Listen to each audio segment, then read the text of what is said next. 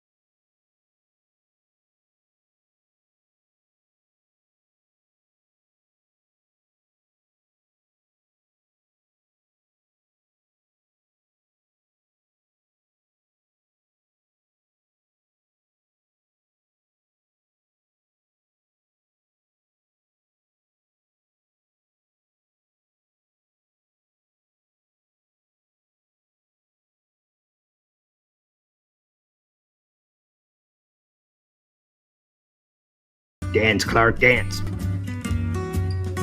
In our first list tonight, we're going to look at the greatest guy movies of all time. Nominations are Paul Newman's Slapshot, Caddyshack, and Blazing Saddles. Let's get our panel to weigh in. I thought the movie Slapshot was pretty stupid. All they did was fight. My husband and his guy friends liked it. Blazing Saddles hands down. Campground scene. End of discussion, kids. I'm going with Caddyshack here because of Bill Murray. He and I used to go to the same watering hole in Austin, Texas. Little place named Headhunters. Thank you, Angie Oakdale. Thank you, Johnny Vegas. Thank you, Dad. Your opinions here were what I would call epiphanies of wisdom. Hey son, here's a topic for you. How is this YouTube as a side gig coming along for you? Well, Dad, so far YouTube's just paid me in laughs, but, you know, my deal to have an Airbnb adventure fell through recently, so I had to kind of shift away from that. But I am trying to pick up some side gigs making videos for people in South Central Illinois and throughout the country, and you know, I've had more than 0, less than 10, but I'm taking that business. And that leads me to my next topic. You know, I'm an ordained minister, but I have an 0-5 record in weddings. So I'm wondering if I can start charging to do those. Doing one tomorrow, actually, but I'm not going to charge that person because, you know, it didn't work out well for them the first time they tried to have me do their wedding. So second one's free. I can make that part of the promo. That'll replace the boat thing. But anyway, let's do a video commercial since these ideas are half-cocked.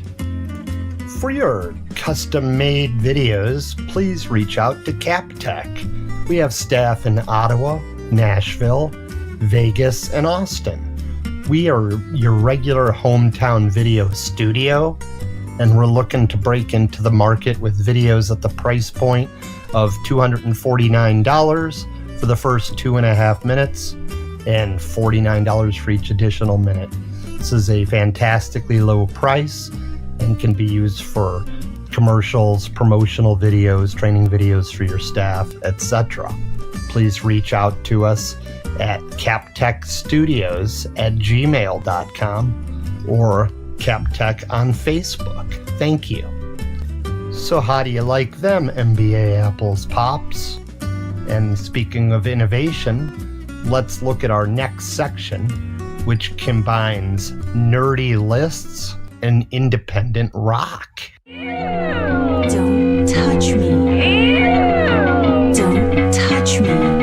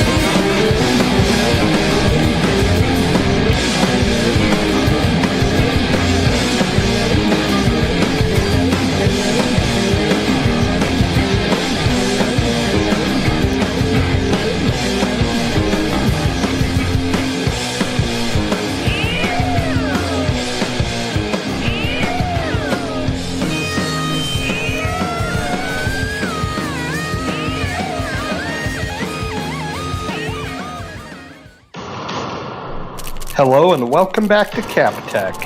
Today we're going to talk about 15 things that you didn't know about Ottawa, Illinois. And I even know what you're thinking. You're thinking, Kapp, how do you know what I don't know? Well, as an Ottawinian, I know the mind of the average Ottawinian pretty well, so bear with me a second here. Here's my deep dive into the Ottawinian psyche. Are your property taxes too high? Did you think Riverfest was a music festival and were seriously disappointed last year? Last time you went out to breakfast, was it owned by Greeks, the restaurant? Do you think it's normal that 1/3 of the businesses you go to don't take credit or debit cards and it's almost 2020? Do you pass at least 2 churches and 2 bars everywhere you drive to ever? Do you sometimes wonder if they'll really give you a ticket for turning left out of the Ottawa McDonald's drive-through parking lot? Do you rejoice in our newfound sushi, microbrewed beers, gourmet pizza, etc., but yearn for the days before we had a visible homeless population? So let's start out with the low-hanging fruit, shall we? Did you guys know that the guy that created Zorro was from Ottawa? I've covered it in previous videos, Did you know that we had a concentration of, a propensity of auto parts stores all within a few block radius? Just in case you had to walk and go to like 5 or 6 of them. And then did you also know, also among the low-hanging fruit covered in previous videos, that we have a Lincoln Douglas statue and a Lincoln Douglas park, but that the statues of Lincoln and Douglas are actually in Washington Park. So those are your first 3 rarely known facts. But you're not expected to just sit back and listen to my psychobabble today. I have a few different categories of Ottawa facts, such as the bars, history, geology, and geography. And I've got a different co-host to bring you each one of these categories. So let's dive into the other 12 facts, shall we? Seriously though, folks, before my cheap ass hands this off to my co-hosts, I wanted to do a quick commercial for Kapp Tech Studios, your hometown video studio. Create your custom-made videos in traditional video, whiteboard animation style video, or hybrid style. Please reach out today to kapptechstudios@gmail.com or Kapp Tech on Facebook. Now back to the program. So as promised, we're out at the bars for facts 4 and 5. I'll give you fact number 4 that you didn't know about Ottawa. Jacob C. Zeller founded the Zeller Inn and Court Place Tavern in 1871 at 615 Columbus Street, but the original Zeller Inn was demolished in 1982. The Zeller Inn Tavern, originally known as Court Place, still remains, now called the Zeller Inn. The courtyard patio area on Columbus Street is where the original Zeller Inn stood. I'm going to hand it off to one of my last Ottawa buddies, Rockhard, to give us fact number 5, also on bars. The 5th thing you probably did not know is our historical propensity to name bars with the initials LL. Want examples? How about the Limo Lounge, the Lazy L, and of course the Lamplighter, also known locally as Get This the Limplifter, also LL. Hi, I'm Ed Kapp, leader of the local Spandex Mafia. And I'm going to take you through the history portion of our program today. Facts number 6 through 9, specifically kids. Sorry, life is not all sunshine and rainbows, kids. Fact 6 is that Ottawa had a stop on the Underground Railroad at 210 West Prospect Avenue. Fact 7, Ottawa was the site of a famous 1859 extrication of a runaway slave for violating the Fugitive Slave Law. 8, in 1910, William Dixon Boyce, then a resident of Ottawa, incorporated the Boy Scouts of America. But did you know 5 years later, also in Ottawa, Boyce incorporated the Lone Scouts of America? Boyce felt the Boy Scouts did not do enough for rural kids. Number 9, the last history fact. You know Ottawa was the site of the first Lincoln-Douglas debates in 1858, but at our debate Douglas openly accused Abraham Lincoln of forming a secret bipartisan group of congressmen to bring about the abolition of slavery. I'm Kapp Tech's friend Planky. I wanted to cover the geology facts because I rock. Fact 10, because of numerous silica sand deposits, Ottawa sand was on board the ill-fated Columbia Space Shuttle for experimental purposes. Number 11, with looming lawsuits, Radium Dial closed in 1936 but then reopened in 1937 under the name Luminous Processes in another part of town. Luminous Processes remained in operation until 1978. Fact 12 is that Ottawa has 16 areas that are still radioactive. A score of 28.5 or higher qualifies an area for the Superfund National Priority, and Ottawa has a score of 50, which is almost twice the minimum level for a Superfund site. Hi, I'm Nice Guy Tom from St. Louis. I used to visit Ottawa annually until the 2019 Riverfest debacle. I like to say that although geology may very well rock clanky, but geography is where it's at. Like literally. Fact 13, Ottawa has a suburb named Stonyville, but nobody ever talks about it. Kapp Tech?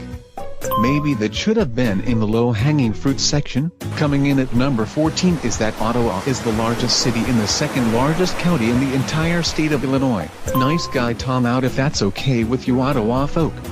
Call me when you get the bands back to the River Festival. And I'll take us home with the 15th fact that you probably didn't know about Ottawa, Illinois, and that is that our population actually peaked historically with 19,400 in 1960.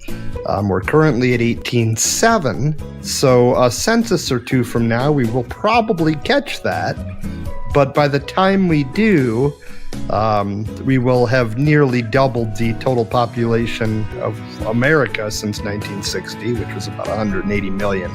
So essentially, even by staying the same population, representatively, we're half the percentage of America that we used to be, or just about, by the time we get to our highest population since 1960. So stew on that for a while, math heads. I said math, not math. Don't get agitated, Ottawa. Thank you so much for watching this video. Please watch, share, comment, and subscribe. As a bonus fact, here you get to see demonstrated the Ottawa Shuffle. Thanks for watching, everybody. And that's a wrap, Ottawa. Greetings, and welcome to another episode here on Kapp Tech. Today we're going to cover culturally significant folks from Ottawa, Illinois. So first, the great Walt Willey, who was on All My Children from 1987 to 2011, also an SIU alum. Next, Stephen Broussat, who's a paleontologist and probably was not hanging out at the same bar as I was. This guy is a genius and has discovered a few dozen new species of vertebrate fossils. How about Kim Howard Johnson, who wrote for Monty Python as well as several other nonfiction volumes. The great Maria Kanellis, famous WWE wrestler, singer, songwriter, actress. Terrence Malick wrote, who I had never heard of, wrote quite a few feature films. His first five films have ranked historically high in all-time and decade-end polls. He also wrote The Thin Red Line, which had George Clooney, John Cusack, Woody Harrelson, etc. So that is an Ottawa creation. Who knew? Next, Johnston McCulley. The guy's from Ottawa, doesn't get any credit, and he created fricking Zorro. Need I say more? Next, professional athletes from the 61350.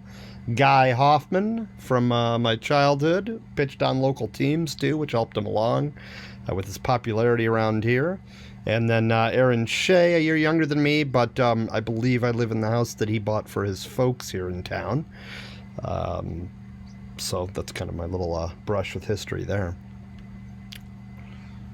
And then last but not least, I've been told that it's technically not a cult, but Mr. Rudy Schlink, the philosopher of the river, is now, there's a lot of people wearing, Rudy labeled garb. He makes, as you can see in the middle picture there, his cult do all sorts of strange things. I don't know why he's wearing my shirt in that picture too.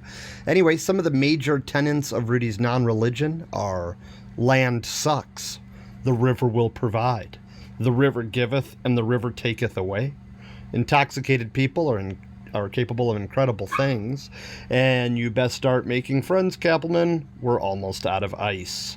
So I think it's worth talking to him as a local celebrity here as well, a culturally significant human, rather. Anyway, so this was a companion piece using some of the research I did to my history of Ottawa video, much like the Guns N' Roses Use Your Illusion 1 and Use Your Illusion 2 albums. They are meant to be viewed together, although this video is obviously a little quicker. Thanks for watching. Please like, comment, and subscribe. Thank you. Hello, and welcome to another episode on Kapp Tech. Today, we're going to talk about the greatest hillbilly attractions of the Ottawa area. Illinois, not Canada. So this is a collaborative effort. So I asked some friends and family to take some photos and kind of help me along with this one. As you can see, I was able to receive a before and after four-wheeler exhaust photo, a pretty great t-shirt, and then some grading of a paper where a kid misspelled the word discs several times. Pretty comical stuff. But anyway, let's get further into the hillbilly attractions here. So, like I said, it's a collaborative effort of family and friends. A lot of us had to put our brains together to come up with this type of material. It's not, at this level, it's not whether you're a hillbilly or a redneck, but kind of if you're a hillbilly or a redneck, even enough to even stand us. Anyway, moving on. So, in making this video, I did discover this treasure map of Ottawa, and took a photo out here by between the island labeled "Hot and Drunk Leathery Moms" and "Drunk Bikers Getting in Fights." But this is a pretty comical map I found online. The other island is called Drunken Boaters Having Orgies in the Woods. Anyway, just kind of gives you a lay of the land from a downtown Ottawa perspective. So the first attraction, and this is not open to the public necessarily, but everybody should know it's there, is my Uncle Jim's Hillbilly Workbench, or Hillbilly Bench Press. As you can see, it's some state-of-the-art Nautilus equipment there. We give that one a Hillbilly Grade A. And then I thought we'd talk a little about what we didn't have that was a little hillbilly. So several of the main businesses in the map that I just, that would have been on that map that I just showed you, will not take a card. Whether you want our famous pizza or want to go to our, probably most popular downtown bar, or go get your clothes washed, that's too bad. You thought you could do that stuff in third world nations? No. Well, maybe you can, but you can't do it at quite a few places in downtown Ottawa. So I kind of wanted to call out what makes a hillbilly, because makes us a little hillbilly because we don't have it. So in that same vein, there are towns where you don't have to wait for trains. Even Carbondale has one now where you can drive under it. So I put another item that we didn't have on there as well. And then something we did have, but I don't think we have any longer, that I thought fit into this video pretty well. So for the longest time, in the alley by the Zeller Inn, there's been a toilet out there. I don't know. Just I think we finally did fix it after years. Maybe it's still out there. I don't have a photo of that handy. Knowing my luck, I'd stumble into some awkwardness while I was walking past it, photographing it or something. But for years on end, the Zeller Inn had a toilet not attached to anything in the alley.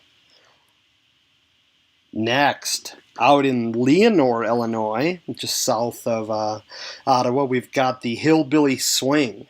Got this photograph ourselves. As you can see, this is a lawn chair tied to a clothesline.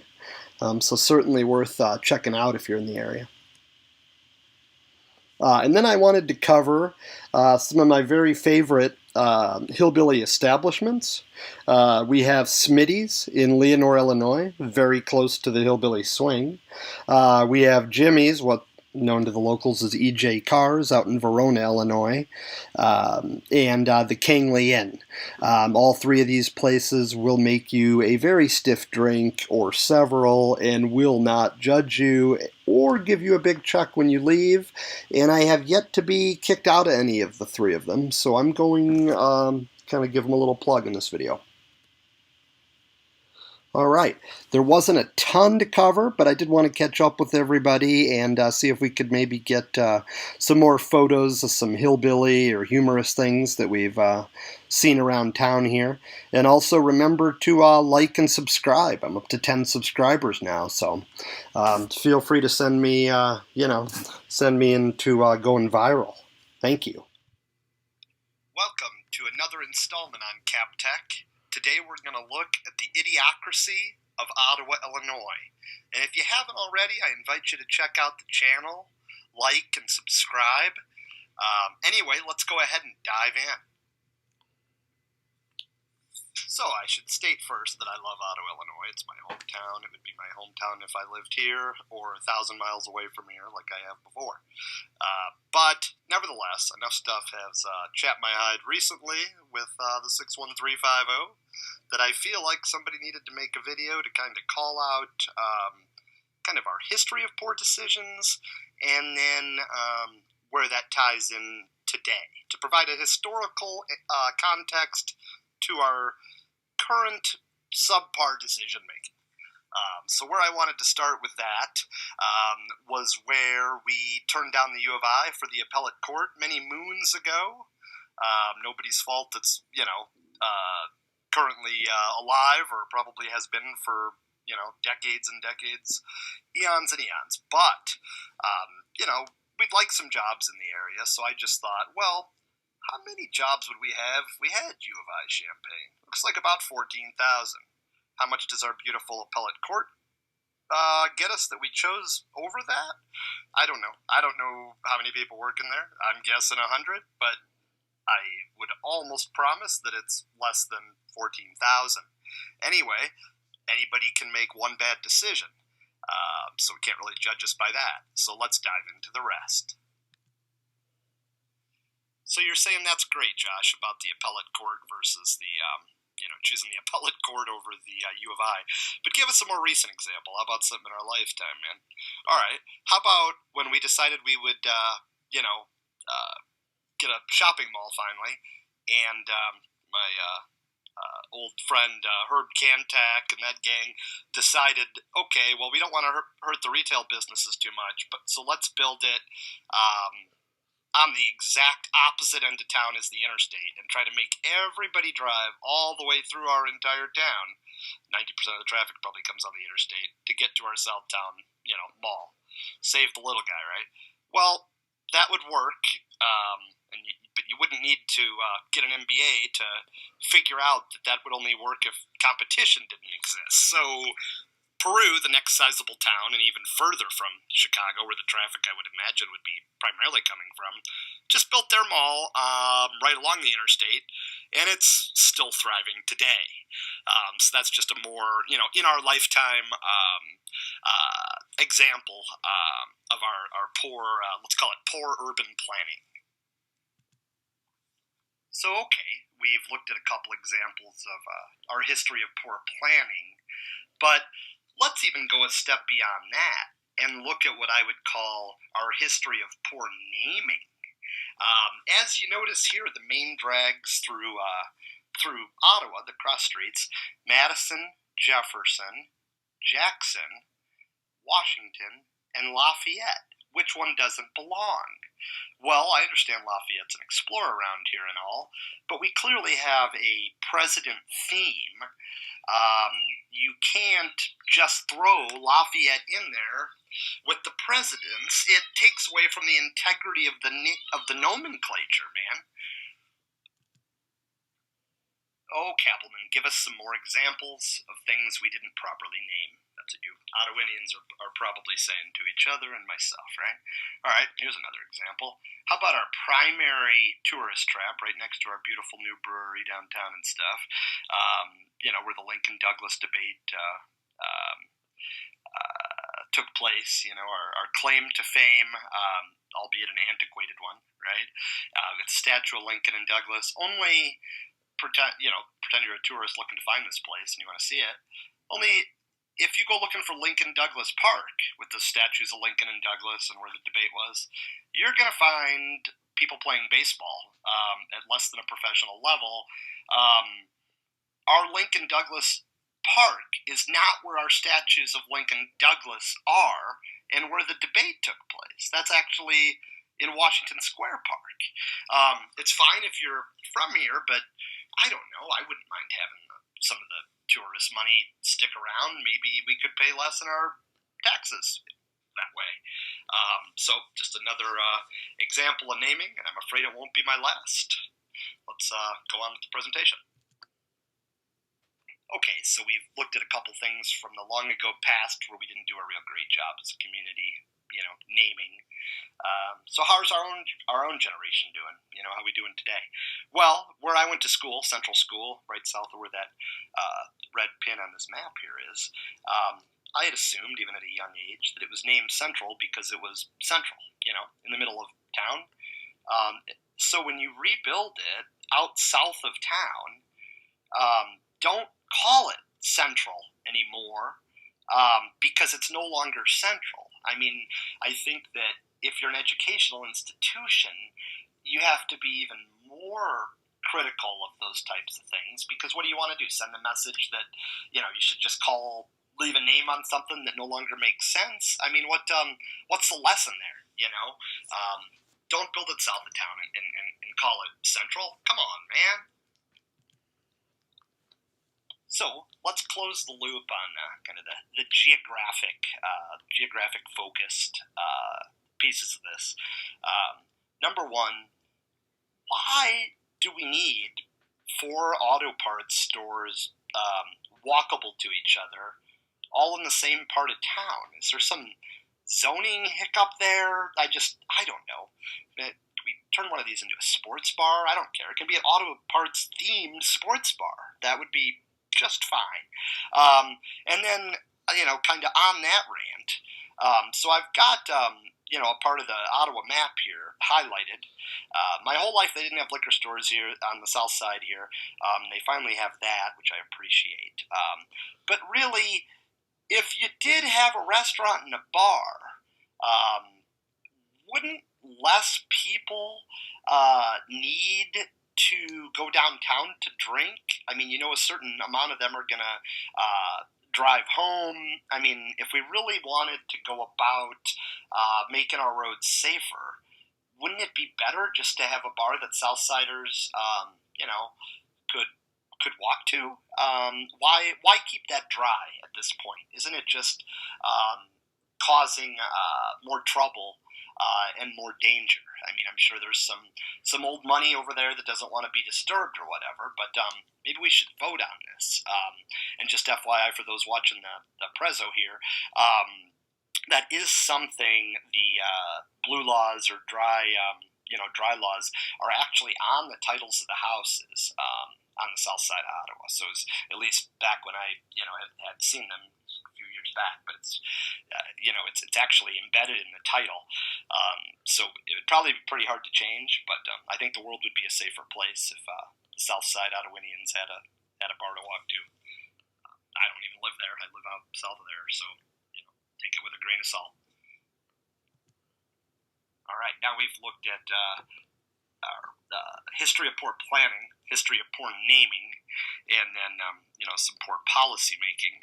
And this is just another example of this, another example of poor policy making. So the middle school that we alluded to earlier in another example actually has their concert on Super Bowl Sunday, right?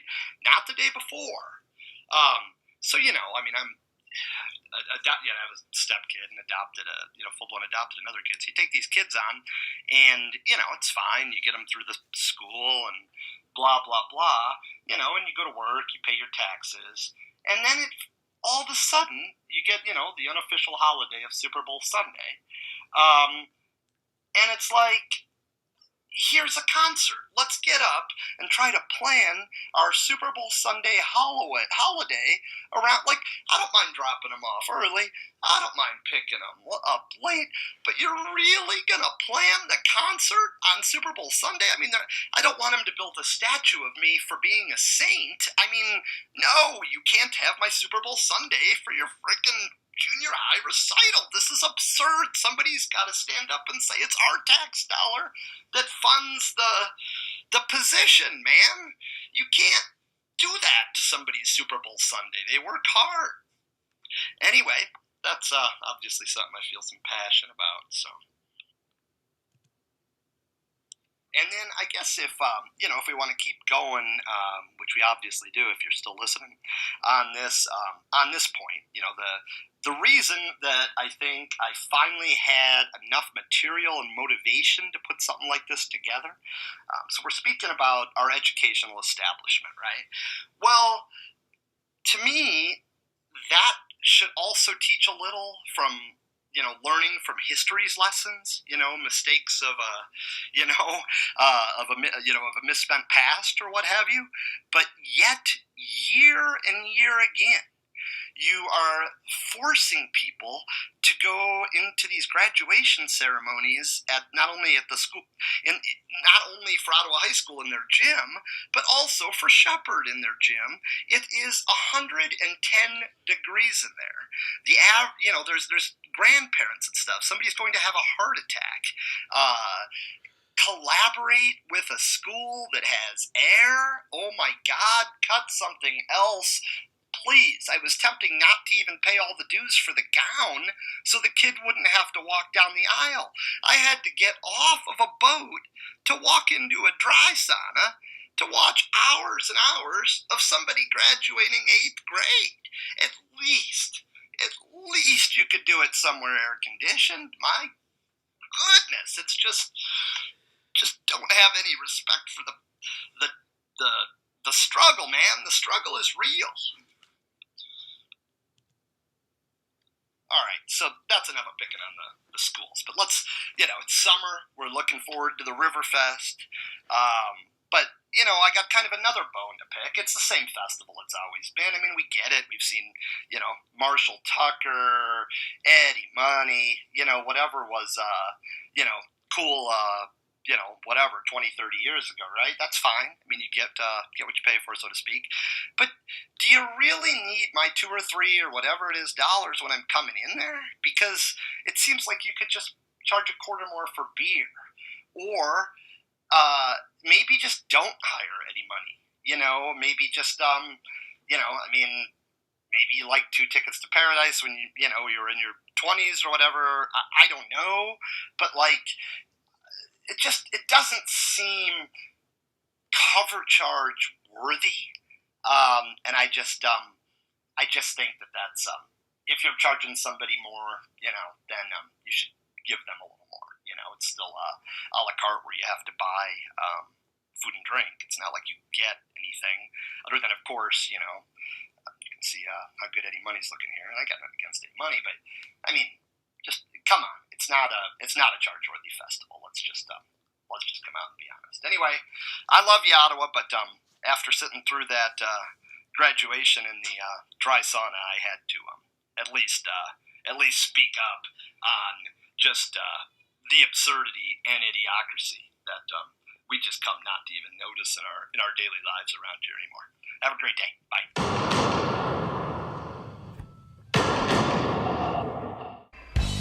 Hello, and welcome back to another episode here on Kapp Tech.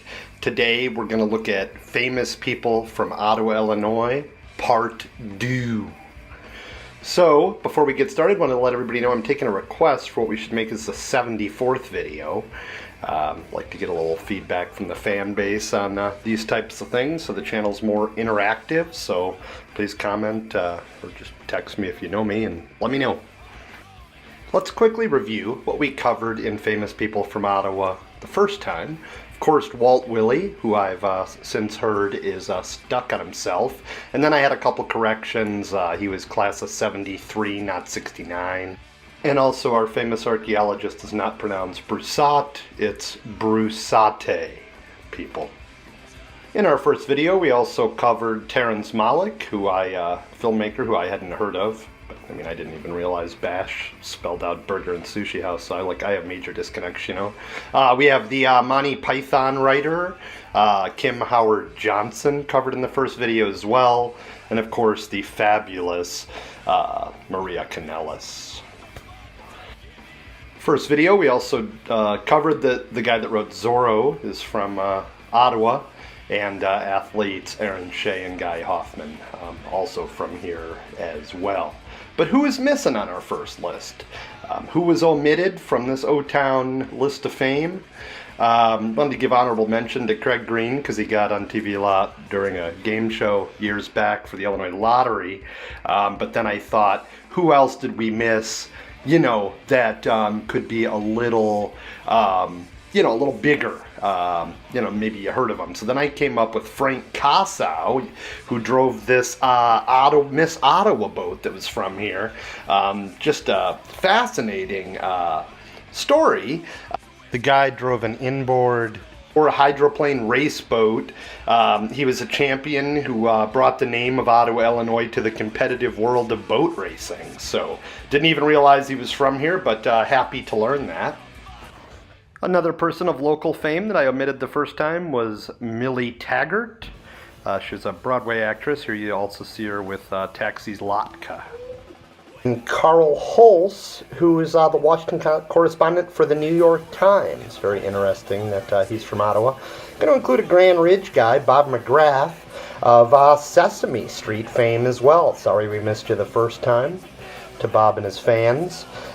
Thanks for watching. Begging everybody to subscribe, like, comment, share the video, and then wanted to take a little time just to have my dog shamelessly beg you to subscribe as well. If I had some subscribers, I could tackle some more interesting topics, such as strange signage around town, such as the YMCA's Child Watch Love doorway.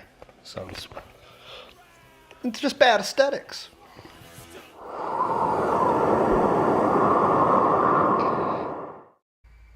Hello and welcome to another episode here on Kapp Tech. Today we're going to look at odd and funny stories from Ottawa, Illinois. Now we are not talking about Ottawa, Canada, but the real Ottawa, Ottawa, Illinois here. I got the idea for this video the other day when I was at the Y. And somebody asked me, are you a swimmer? And I, humorously thought I used to be, and I won the race. But I cover those kind of moments more in my Strange But True videos. But it did make me want to cover a little more on Ottawa, Illinois, where I was born and raised, although have left for a while and came back. So I have a bit of a unique paradigm to look at some of this stuff with. And as such, I've become a bit of a connoisseur when it comes to tidbits of Ottawa culture, such as the fish sticks and milk video that you can also find on YouTube. Right about now you're saying, but who cares about the culture of Ottawa, Illinois? And I'm saying to you, dude, we are literally the sand capital of the world. And I used to tell people that we were the largest city and the largest county in Illinois, but that's not actually technically true. It would be Bloomington. But we're the largest city in the second largest county in Illinois. And as you can tell, we are an area that needs a biographer or storyteller to describe it, which is why I concentrate on such videos as the Illinois River at Starved Rock, a montage for the tourists, famous people from Illinois, Ottawa, Illinois standing at the crossroads of history, and Ottawa, Illinois, a tourist guide. And the coup de grace, the idiocracy of Illinois, our best decisions lie in front of us. So I thought I'd start out with something recent. Did anybody notice that we had some girls arrested for writing boner graffiti on the slide in the park on the west side? I mean, I'll take my girl and put her on a giant pool table up near a bar and play my weenie as a word in Words with Friends against my mom, but I don't want my girl to go down the pee-pee slide, for crying out loud. But I promised my fan base this would be a happier Ottawa video, so let's take a break for a word from our sponsors. Has anyone ever noticed Dewey's $3 herbal remedies down by the pool hall? Warning, the prices could have changed since I was 14. So what, pray tell, has led our area to become embedded with such oddity? Was it the tuberculosis camps? Was it perhaps something to do with the radium? Maybe it's just some oddness, some weirdness in the water somewhere around Ottawa. But apparently those two facts are not related because radium's just something that was in the rocks, but okay. But anyway, you'd be hard-pressed to argue that it wasn't a bit of an odd area. I mean, consider the Starved Rock murders. I mean, you don't hear about the Giant City murders or anything. But nevertheless, we're not as weird as Byron, Illinois, the first city to have a turkey testicle festival, and they also have that Oreo cookie run, where the high school football team runs with an Oreo cookie between their cheeks, if you know what I mean. So we're not the weirdest town, but we're weird nevertheless. And I feel like our story, or the story of our past weirdness, should be told before we're completely gentrified in the area with sushi restaurants and microbreweries and things like that, which I greatly appreciate, both as a homeowner and a consumer. But nevertheless, I don't want to hide our interesting and colorful past, so to speak.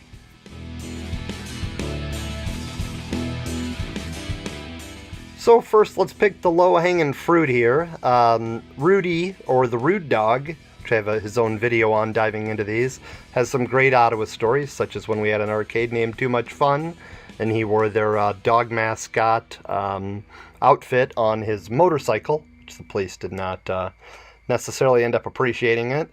Eventually, he got with a woman whose spouse mysteriously vanished on their honeymoon, and was able to take ownership or leadership of the Zeller Inn here in town, which were a fun few years for us. He would harass the bands to let him go on stage and do drum solos, which was kind of an epic saga. A story way back when with Rudy was when he jogged naked to the high school from my folks' house at a party. They live kind of by the East Side Park here, and you can see it's no short job with that thing flopping all the way over to the high school.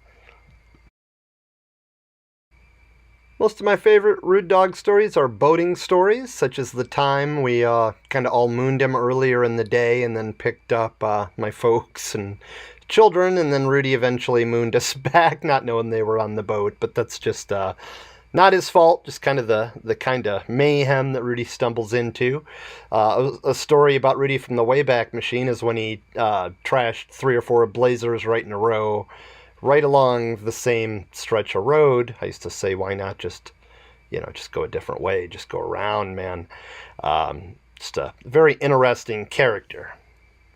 I go into more detail in my Strange Stories video, but Rudy and I were once at Catlin Park when we were kids, and kind of got examined by the police for camping out, had some Playboys and such, and eventually the police let us leave after inspecting the van and only finding Playboys, and we had some doors that were on top of the van that fell back, that we were going to use as wood, and fell onto the cop car when we pulled away.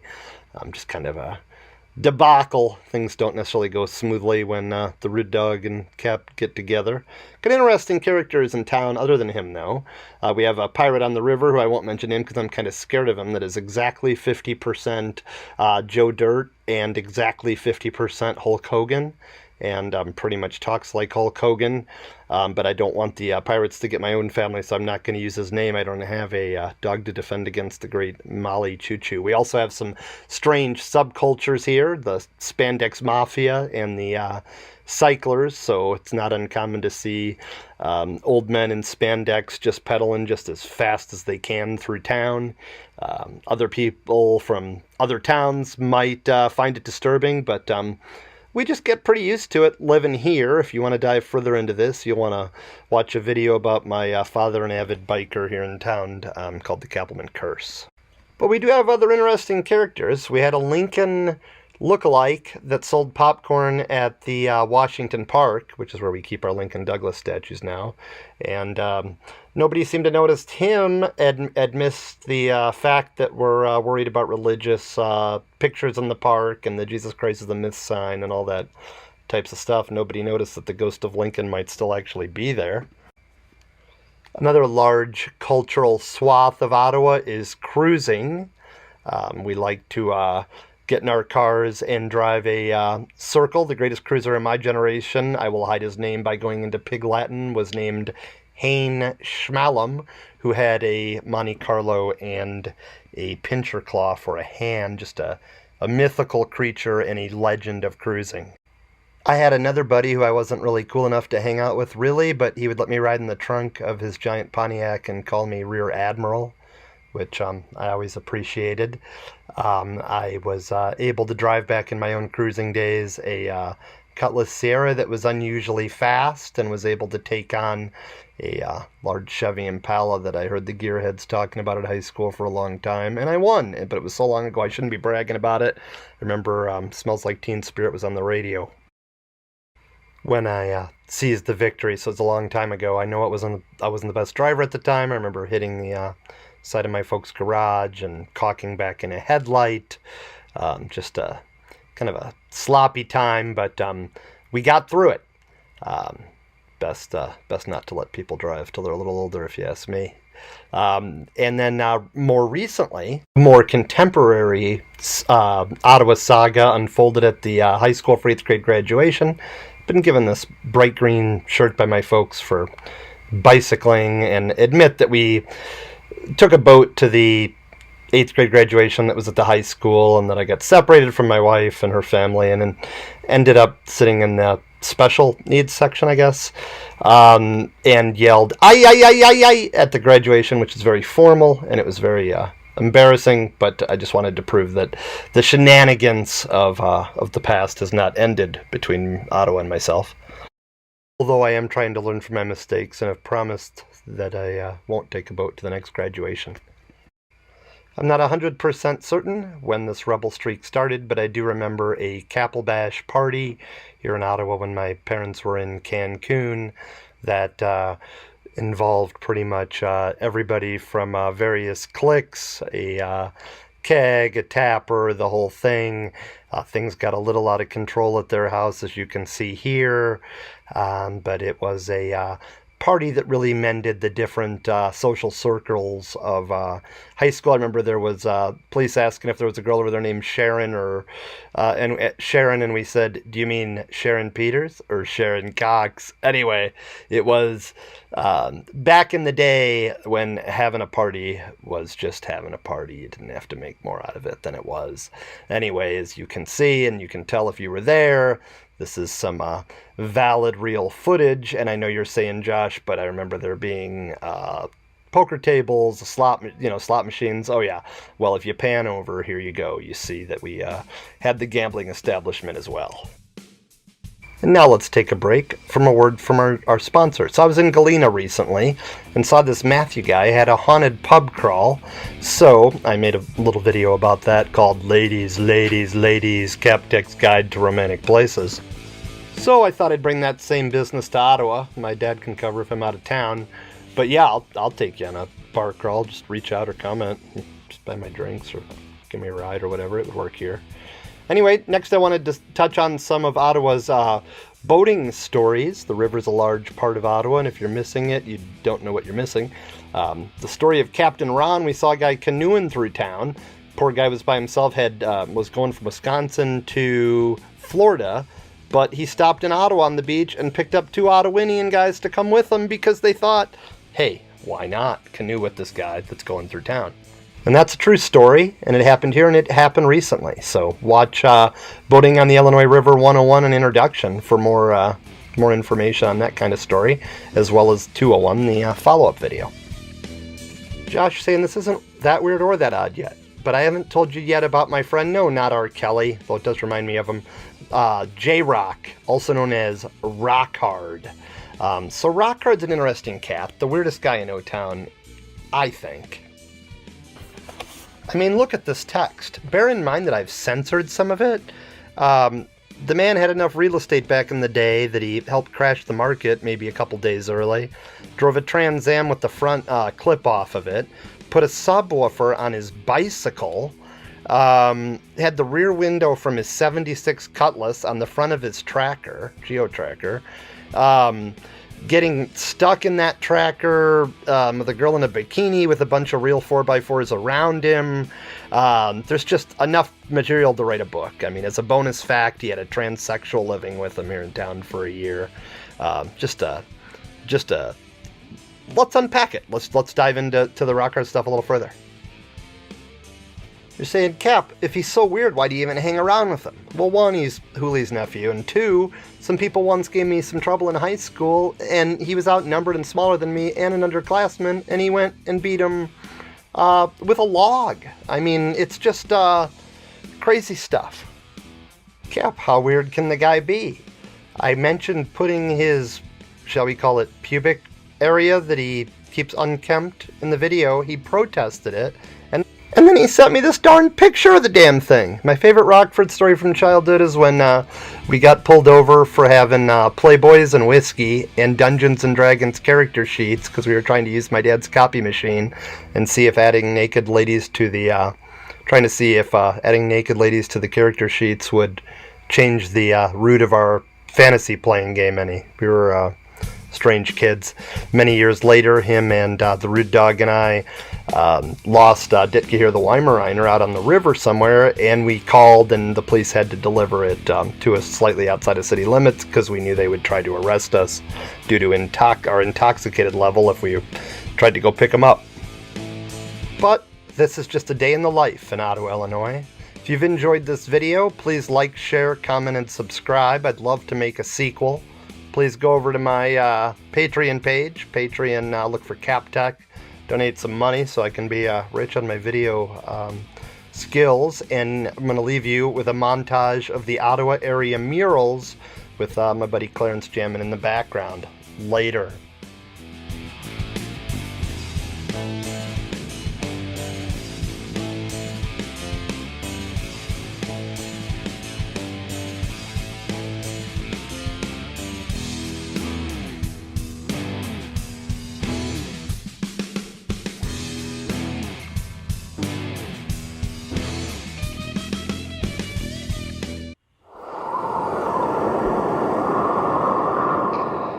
Welcome to another episode here on Kapp Tech. Today we're going to look at lifestyles of the rich and local, Ottawa, Illinois edition.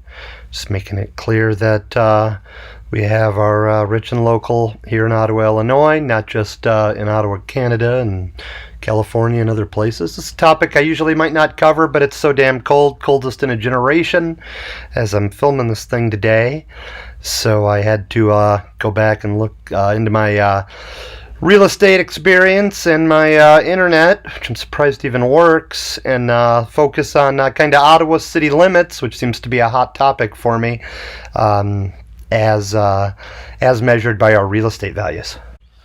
For more on the Ottawa area and LaSalle County type topics, please look at my South Central Illinois channel on YouTube, or South Central Illinois playlist, I should say. And I'm not going to climb too far up on the economic soapbox here, but just to remind everybody, if there's 100 people in a room, one of them would have about $34, 19 of them would have about $2.66, and the other 80 of us would have about 19 cents each. So I think there's a desire to look at how the one guy with the 3460, in this equation works. So we've got Bill Gates, Jeff Bezos, Bill Walsh here.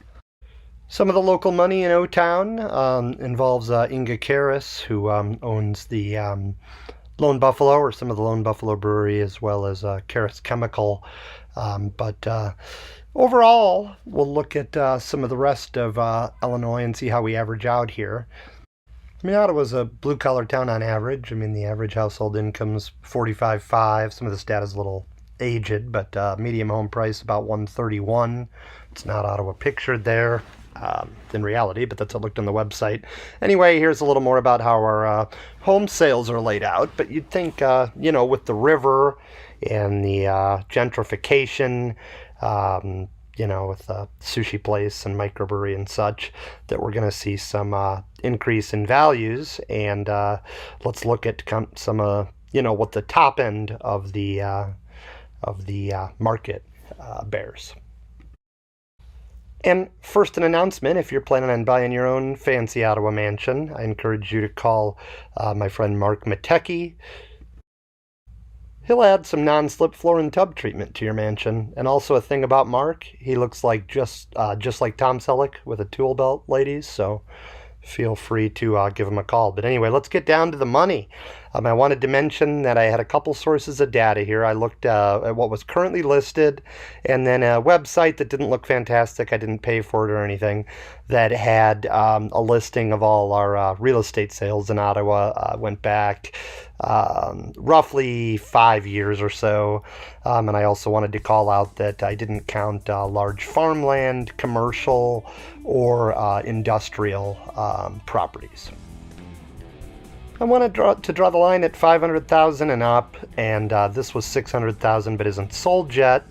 I thought, probably sell around the $500,000 mark. It's out along the Illinois River at what used to be the 4-Star Marina. Wasn't really too keen on counting any of those houses in the Ottawa, but why not? Why not draw the line at 500K? Next, on to something that's actually in town and is actually sold for $500,000. And it's a great address, One River Place. Look at this place. It has a pool. It is right on the river. There's some raunchy stuff on the island you can probably see from time to time. Doesn't look extravagant from the outside here, although nothing to sneeze at. But then you get to poking around and look, they got a pool, and then their view of the river is amazing. Really, just look at that. That should be my dining room, man. What a beautiful thing. And that's the deck. So really getting into the good stuff here. So as tough as that one is to top, and you can see how it's positioned here near the bottom of the screen, we will keep moving on in order of value. I don't know much about this one. I'm assuming it includes some land, and it does have a lake. However, it did sell for $515 in 2016, although Zillow doesn't, or Zestimate, Zillow doesn't think very highly of it, but doesn't think too highly of our whole area in general. So anyway, let's move on to the next house. It's right down the street from my folks, 300 Pearl. I just love it. It's got the his and her staircase. Is that what you call that? I've eyed this house for years from the river while I was boating. It's just a truly old-fashioned looking mansion, just beautiful. It's a boat dock. I haven't been in, but I found these photos online. Just a beautiful thing. 300 Pearl sold for $535. Not to me, unfortunately. Next, we have 3071 East 1825th Road, which went for $540. Not to Robert Mueller, to Robert Mayer, silly. But you can kind of get an idea what this one looks like.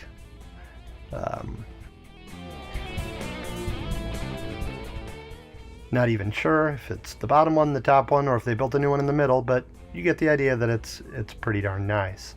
Anyway, let's get down to the top three, people. Getting excited?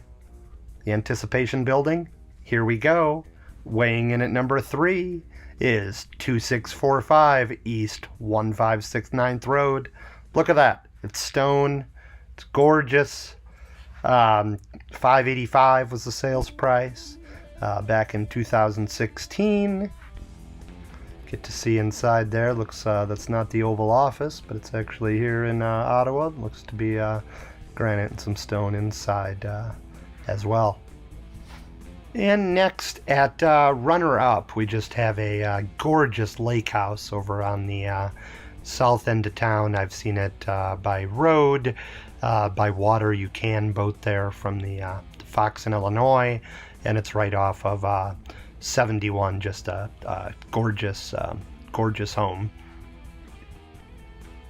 which you'll see listed here for $950. So whatever it sells at, it's probably going to be more than what we've got listed at number 3, and not as much as what's coming up at number 1. I mean, look at this place. It has a box, man. People come up to your gate and they have to press a button to get at you. I'd be like, no, I am not home. Oh, you got beer and you want to come over and swim? All right, fine. I will buzz you in, I guess. Anyway, the anticipation is building for number 1, but here's one last view at number 2. This is actually the house here. You can see it from the come up on it from the water. It's awesome. And the winner is, cutting to the chase, 2301 Columbus Street. I thought this was going to be a commercial property, so I almost didn't even look. But look at the tennis court and the pool. It has been in the news lately. Sold from Farracuti to Mr. James Downey. It found a new purpose. as a home for unwed mothers, which is great. Maybe it's just a tax break, or maybe it's all on the up and up, or maybe the guy just loves, unwed mothers. I don't know. But anyway, it's a beautiful mansion in town, known as the Farracuti Mansion. If you like this video, please like, comment, share, and subscribe. Would it kill you to subscribe, Ottawa? You could go to my Patreon page, but that's more than I'm looking for. Really would like the subscribers, though. I do appreciate you watching, and I'm happy to make a sequel to this video with anything that didn't make this first list. Thank you. Good afternoon, and welcome to another episode here on Kapp Tech. Today, we're going to look at history and some famous historical figures and events from Ottawa, Illinois. I have named this episode Standing at the Crossroads of History. So as we know, Ottawa is a town that loves its history, and this is most clearly evidenced by our abundance of murals across town, most of them with some sort of historical significance. I wanted to start out with a few older photos of Ottawa. We've got our tuberculosis camp here on the left. Glad I was born after that. And then the tourist camp of Allen Park in Ottawa as well in the early 1900s. As things got a little more modern, we've got a couple beaches here, Pitstick Beach and Blackhawk Beach, along with pictures of the Fox and Illinois, respectively. A few more photos of Ottawa here. The lower left is kind of how I remember it, approximately looking when I was young. We have a large familiar building here that was formerly Rayburn Hospital. And then next to the courthouse here, you'll see a picture of when Ottawa used to have trolleys a long time ago. And then another shot of a city scene. So I wanted to start out with some historical people that maybe you didn't know about, and the first one that are from Ottawa. And the first one I wanted to cover was Mr. John Patrick Looney. So before there was Al Capone, this guy was a similar figure, born in Ottawa in 1865, went on to go over to the Quad Cities and become a gangster. He had a hand in match fixing, prostitution, illegal gambling, extortion, all the good stuff. Gambling and prostitution took place of a basement of a building which housed the Rock Island News. He had also been accused of extortion and blackmail. He allegedly would have one of his prostitutes walk up to a man and throw her arms around him, and then he'd have a photograph snapped and then try to extort the guy for money for not publishing it in the paper. At the height of his crime career, he had control of approximately 150 gambling dens and brothels. He served as the model for John Looney, a major character in the novel and film A Road to Perdition, and was portrayed by Paul Newman. So, yes, Mr. Paul Newman has portrayed an Ottawa man. Next, we have the first of two brigadier generals, W.H.L. Wallace, and although he wasn't born here, he is buried here. His last words were to his wife, "We will meet in heaven." And he was regarded by Civil War General Ulysses S. Grant to be one of the Union's greatest generals. Arthur Wagner you don't hear about as much, but he was also a brigadier general.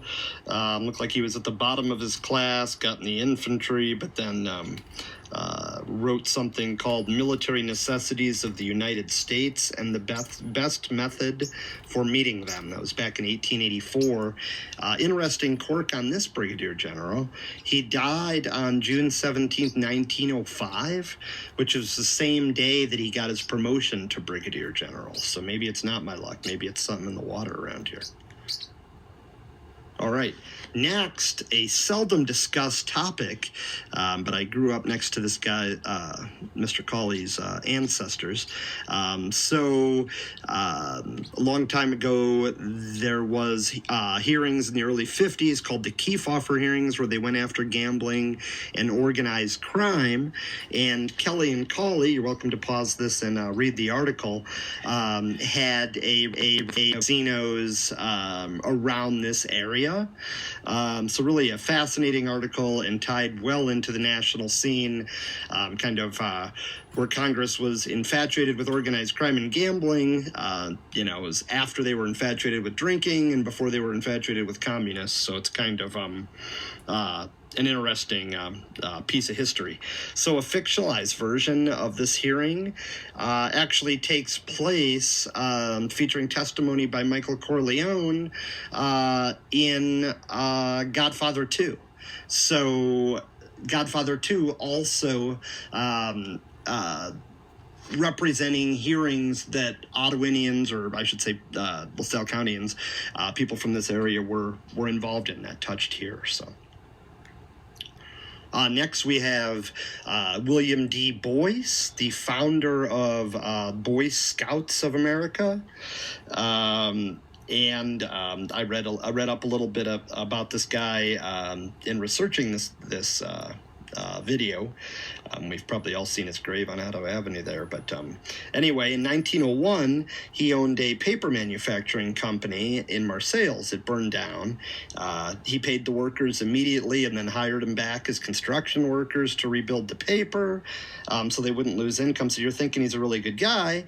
And then you read more about him, and he was so protective of his money that in late 1894, two of his workers were injured by a fallen smokestack and won $2,000 each in a judgment.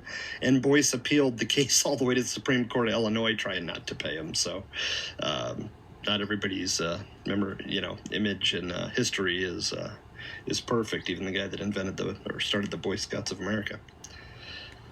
Next, let's look at Starved Rock. So there are various local legends about how Starved Rock got its name. The most popular is a tale of revenge for the assassination of Ottawa leader Pontiac, who was killed in Cahokia in 1769. According to local legend, the Ottawa, along with their allies and the Ottawinian, avenged Pontiac's death by attacking a band of Illiniwek along the Illinois River. The Illiniwek climbed to the butte to seek refuge, but their pursuers besieged the rock until the tribe starved to death. Real happy stuff here. Thereby giving the place its name, Starved Rock. The legend sometimes maintains, although falsely, that this resulted in the complete extermination of the Illiniwek. Apart from oral history, there's no historical evidence that the siege even happened. Maybe it's just a nice name for a rock. An early written report of the legend was related back in 1825. But next, we have the Starved Rock murders. So related, same park, but in 1960, flash forward in history, 3 suburban women were killed at the park. They eventually arrested somebody in connection to the murders, which would be Illinois' third largest inmate, at least recently. His request for parole was denied again, but the man that was convicted of it said he'll stay in prison the rest of his life to prove his innocence before he makes any deal. So you wonder why he wouldn't necessarily confess by now, but very interesting, and that happened here. Next, we have to pick the low-hanging fruit.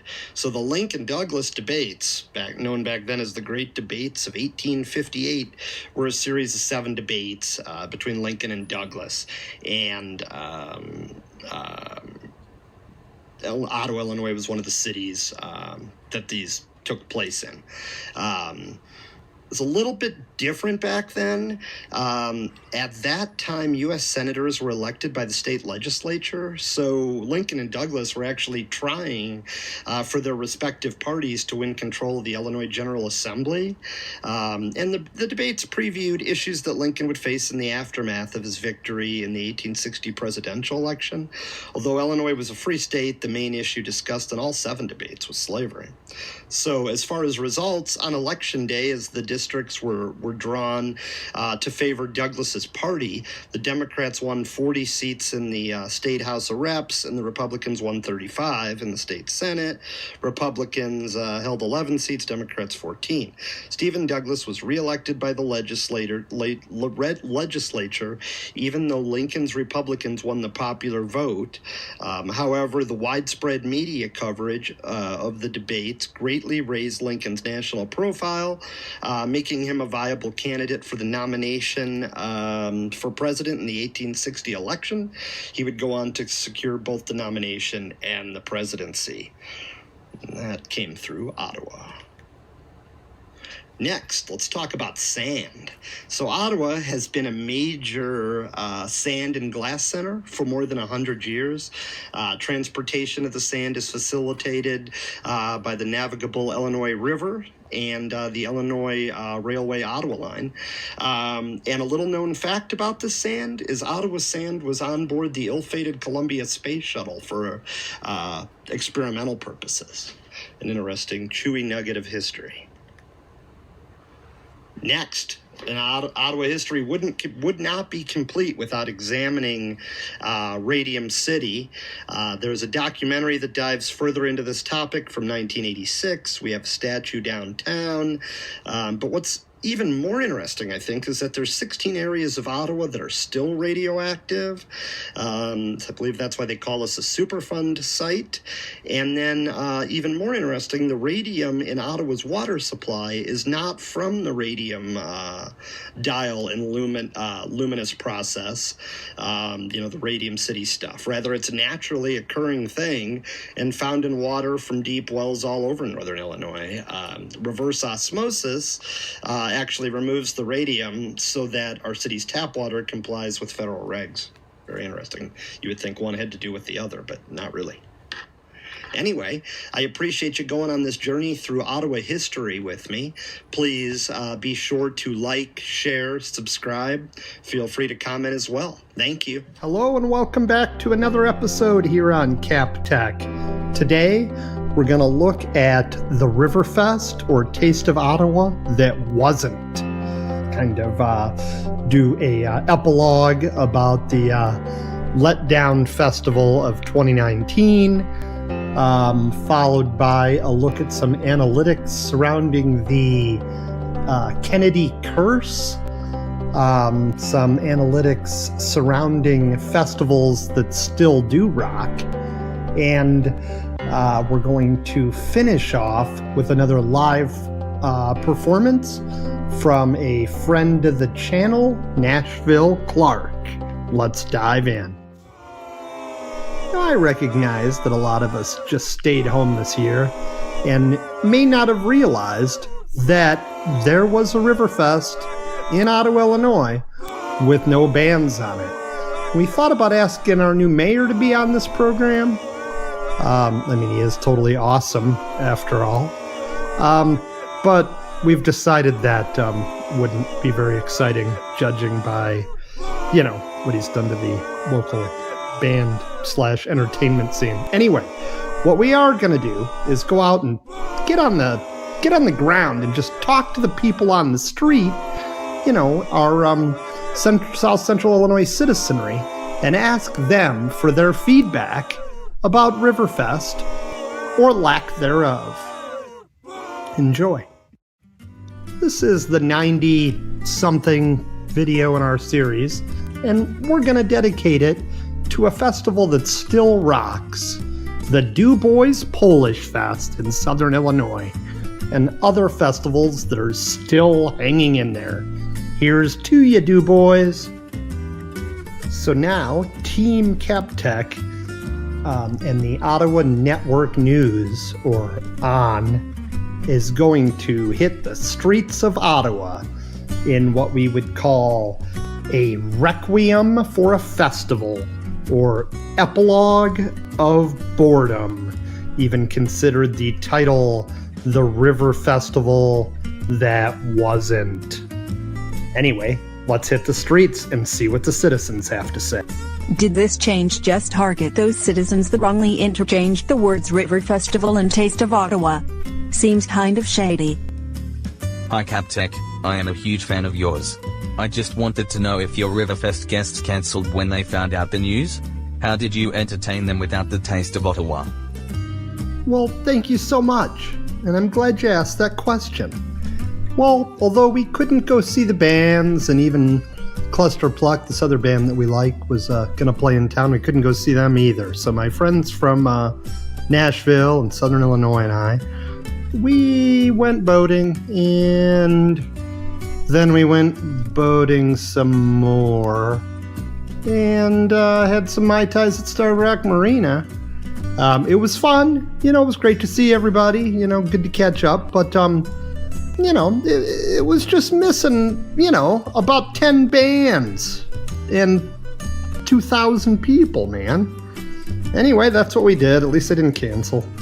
Hey, River Festival 2019 was awesome. That is a play on words, kind of like saying bands play at the River Festival when they technically play at the Taste of Ottawa. Hey, I know that we are on a tight budget, but could we just embrace the finest of fine arts concept and use local bands to perform for cheap? Kapp Tech might assist with sponsorship of the Hales Boys Band from Woodlawn, Illinois. Great White Buffalo Baby. Yeah, I couldn't agree more. And another thing, instead of having expensive bands, we could work on donations instead and not charge admission. Kapp Tech would have liked to run for mayor, but he lives outside of city limits in a place named Stonyville, folks. Hey, we have a mushroom fest and a couple different beer fests. Also a wine fest. How about next year we have a legal smoke fest? Or does the lack of rock and roll mean that Ottawa is not friendly to the common man? Hey, since it is a river festival after all, why not have water taxis to other venues? Maybe involve a dinner cruise outfit. Or maybe involve the boat rental businesses in the area. Or have boat races, or clothing optional boat parties. Or heck, even booze cruises.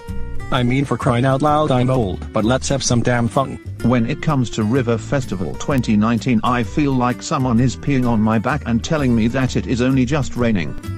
And why do we spend so much more on fireworks than we do on live music? Hi, I'm Angie Oakdale. Yo. I remember Ottawa traffic being very light and even relaxing. But has anyone noticed the traffic on Route 23 lately? It is simply a hot mess. Thanks so much for coming, Ange. I thought when the traffic was that bad for that long, call me an optimist if you will, I just assumed that it was all the bands and beer setting up for Taste of Ottawa, what we all called Riverfest. But apparently we have the traffic jams and no bands, so I don't know, next time I'll come see you, I guess. But what do you expect from a town whose idea of urban planning is to have their largest festival in their largest public parking lot? Moving on. Let's break for a quick word from our sponsor today. This video is brought to you by Kapp Tech Enterprises, which currently consists of 2 subsidiaries. One, an on-demand video service that can make your own commercials or instructional videos or promotional videos called Kapp Tech Studios. And my second business, slated to roll off the press sometime late this year or first thing in the season next year, is Redneck Boating Adventures, where I'm pretty much your boating guide to all the redneck attractions on the Illinois River between the locks in Utica and Marseilles. More to come on that. First, I'm going to talk about Kapp Tech Studios and the services that we provide beyond talking in a movie theater here. And you're saying, Kapp Tech, I didn't think I could afford you. Take me through the value prop. All right. Well, for $249, I will prepare for you a 2-minute and 30-second video. It's $49 for each additional minute. And if you want to narrate it yourself, or it's just music or words, I'll give you 10% off. Prices do change, but that's where we're at today. If you're wondering how you would use such a service, you could try commercial for your local business, promotional or music video, or even your best friend's bachelor party and you want to roast him, So get a hold of Kapp Tech on Facebook. We'll give you a quote. Doesn't obligate you to anything, but maybe we can make a video for you. You're not going to beat these prices. Hey, y'all. This is Nashville Clark, currently of Austin, Texas. And I just wanted to do a testimonial on Kapp's behalf. In addition to ad hoc video services, he also allows me to do product placement for $100. And it's negotiable, but we will advertise your product in one of our videos for a C-note. And this message is brought to you by Clark's Automotive Repair Service. That's all I got. Thank you so much, Nashville Clark, for that moving testimonial. I think you're pretty awesome yourself. Anyway, I want to talk about our new business. Kind of open, but we're in beta testing right now. Yes, you can still get a spot. You can go to Kapp Tech on Facebook to reach out for more information. But we wanted to talk briefly about Kapp Tech Boating Adventures. Slated to be fully functional and open on May 15th, 2020.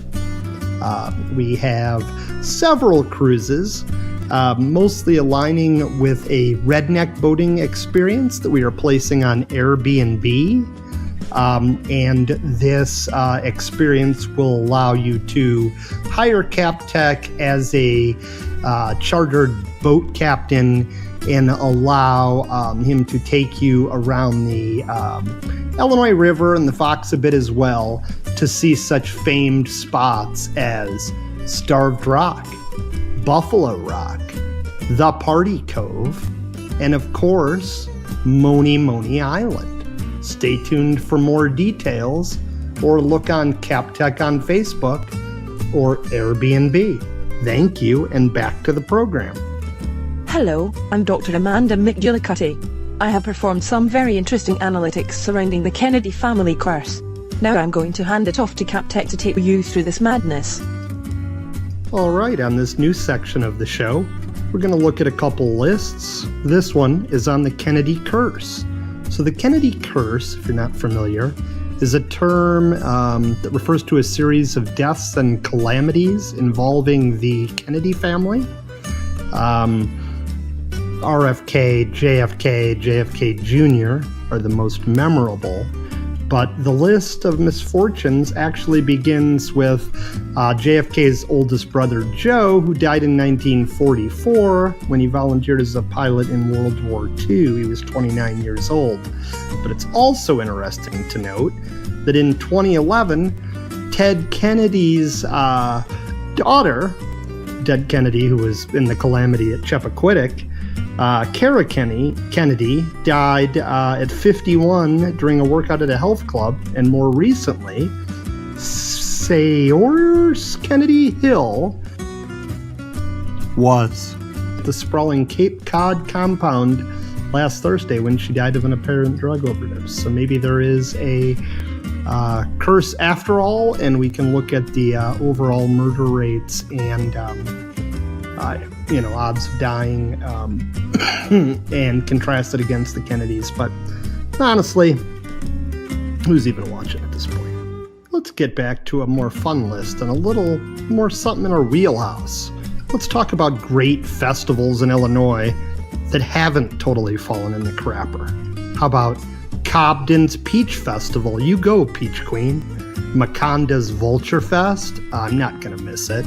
How about Hoyleton's Hofbraufest, July 10th through 12th, every year since 1968. You might have missed it this year, but it will be back. And then last but not least, Huntley, Illinois, and their Turkey Testicle Festival, which I actually have a separate standalone video about, as odds would have it. I must say, Kapp Tech, that your analysis of my analysis was both fascinating and intellectually stimulating. Thanks for having me on the program today. Bam, crash and bash, baby. Thank you so much for joining us today. Really appreciate you tuning in to Kapp Tech. Look for more videos in the future. Please feel free to visit us at Kapp Tech on Facebook. And for our final feature, I'm going to go ahead and hand it off to Nashville Clark, who's going to give us some live entertainment that we didn't get at Riverfest. See everybody next time. Take care.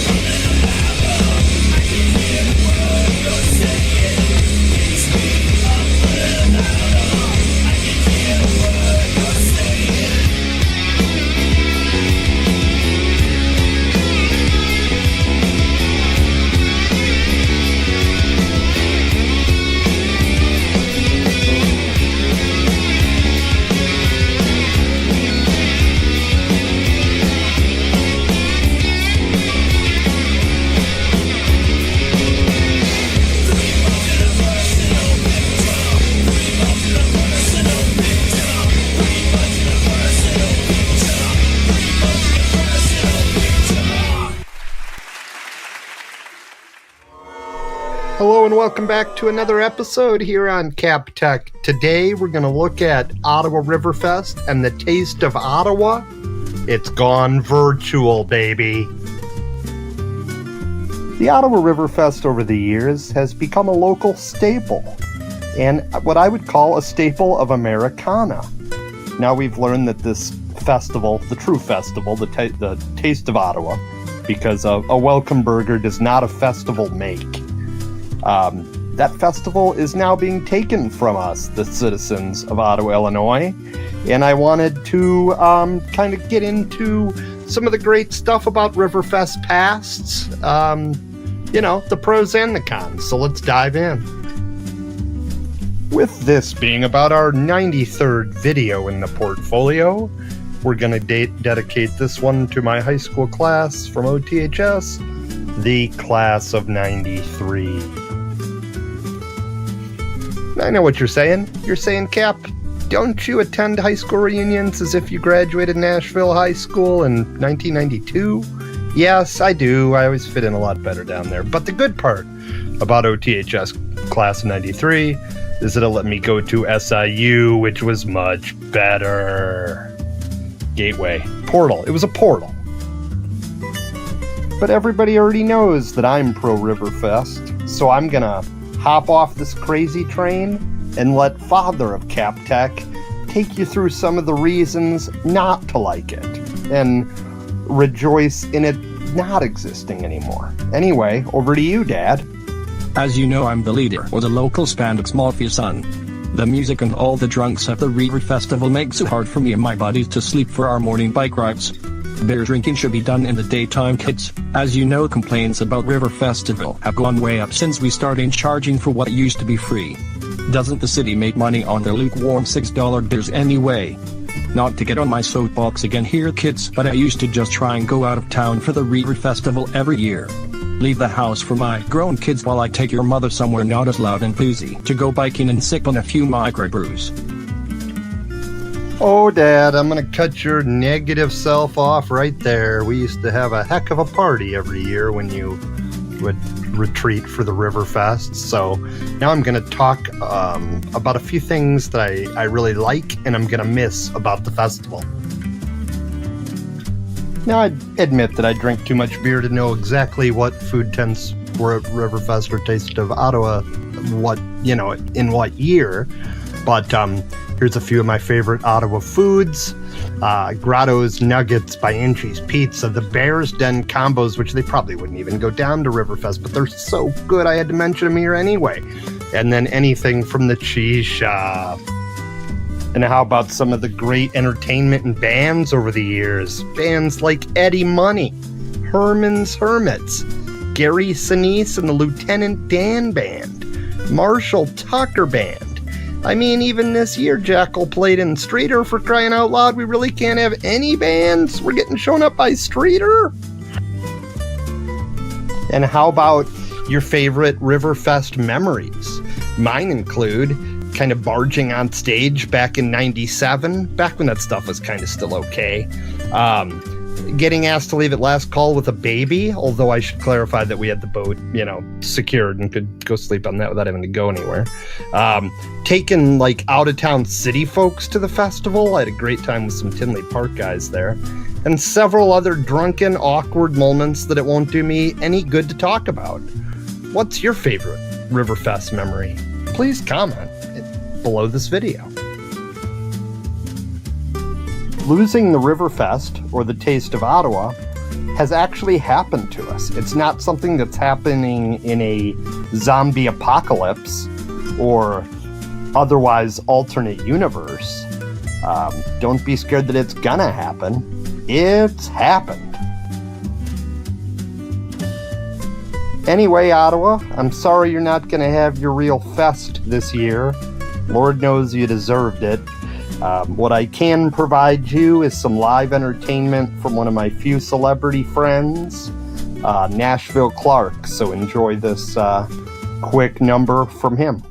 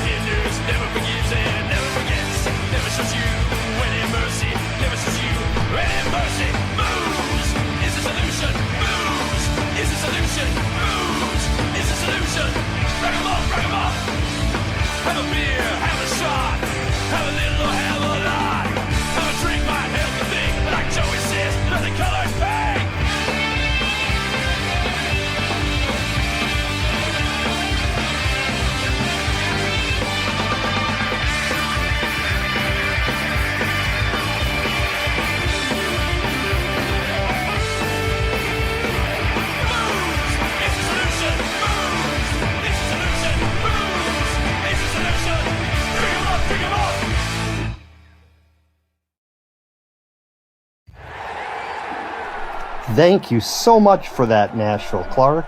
Ottawa needed to be rocked.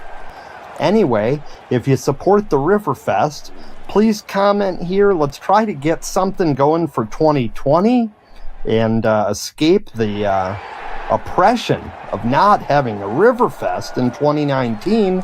I do hope you've enjoyed the virtual Riverfest. Anyway, Ottawa, I invited out-of-town friends in for this Riverfest. I'm very disappointed. Could you at least like, comment, share, subscribe on the video? I mean, I don't even have a festival in my hometown to hang my hat on here. All I got is my YouTube subscriptions and a couple cold beers. Have a nice night.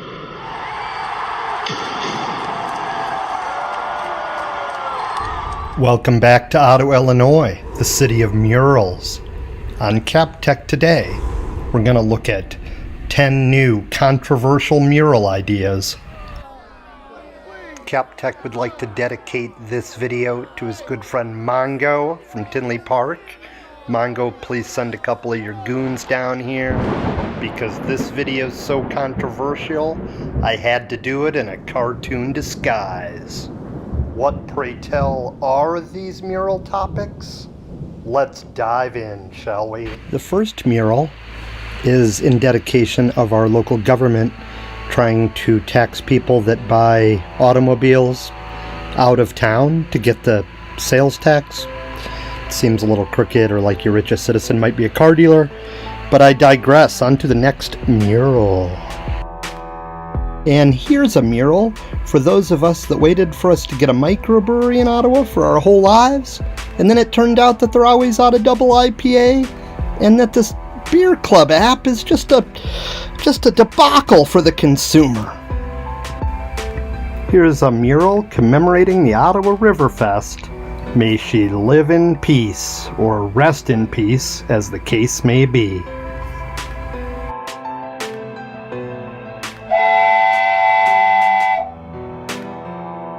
How come the guy that created frickin' Zorro doesn't get a mural? We've got a mural for everybody else that's ever been close to famous that's from here, no? Let's give Zorro a mural like he deserves. Let's have a mural commemorating Ottawa's arrival to free America with the dispensary up right on the north end of town, but yet also celebrate the fact that most hippies won't be able to walk there. How's about a mural in homage to the struggle that we have balancing the environment locally and the economy locally? This struggle has been going on for a long time, and we could probably come up with a very creative mural surrounding it. How's about a mural of our old drinking holes and the places we went to go eat at 2 in the morning after we went to our old drinking holes? This mural is on the cyclical nature of Ottawinian behavior. There's a lot to unpack here. Moving on. I'm not actually sure if this one would be controversial, but we do have a house that was on the Underground Railroad in Ottawa, so maybe we should make a mural out of that. And in yet another nod to living in free America, the South Side now can have booze. So why not, make a mural out of this? Here's your mural. Please remember to like, share, comment, and subscribe. I could really use about 10 more subscribers. Thanks for watching Kapp Tech. Bye-bye. And thank you, Austin. Please subscribe. Perfect.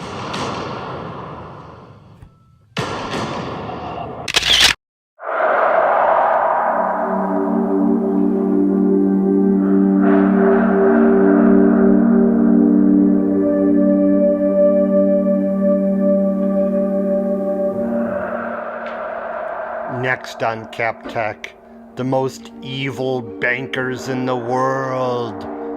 Ottawa, Illinois edition, brought to you by Dewey's Herbal Remedies.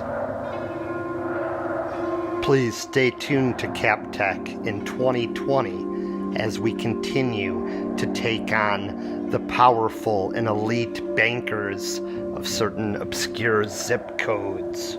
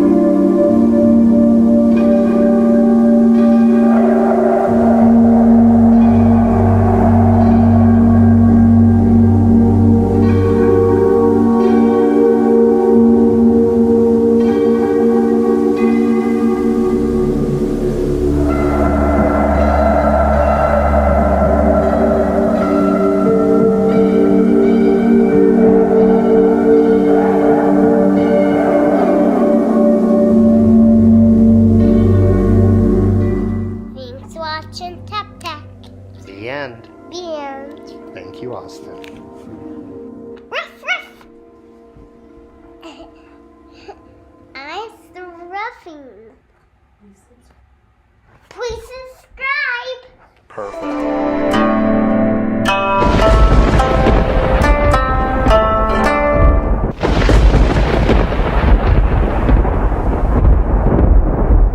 This week, let us examine the scary topic of the pending Ottawinian apocalypse. Unlike the Ottawinian Iditarod, this is truly a bone-chilling experience. Am I doing this in a Zorro costume for the locals because Zorro was created here in Ottawa, Illinois? Well, it's either that or I'm covering up for the virus. You be the judge. Since I'm in the middle of 3 generations currently living in the 61350, I'm going to personally provide you with my usual opening monologue here before handing this off to Ed, the father of Kapp Tech, to announce the 6.1350 reasons for our most assuredly imminent demise. First, a disclaimer. If you are not from the Ottawa area and you're thinking of visiting or vacationing here, or better yet, if you're thinking of opening a business here, particularly a Hooters, please do not watch this video.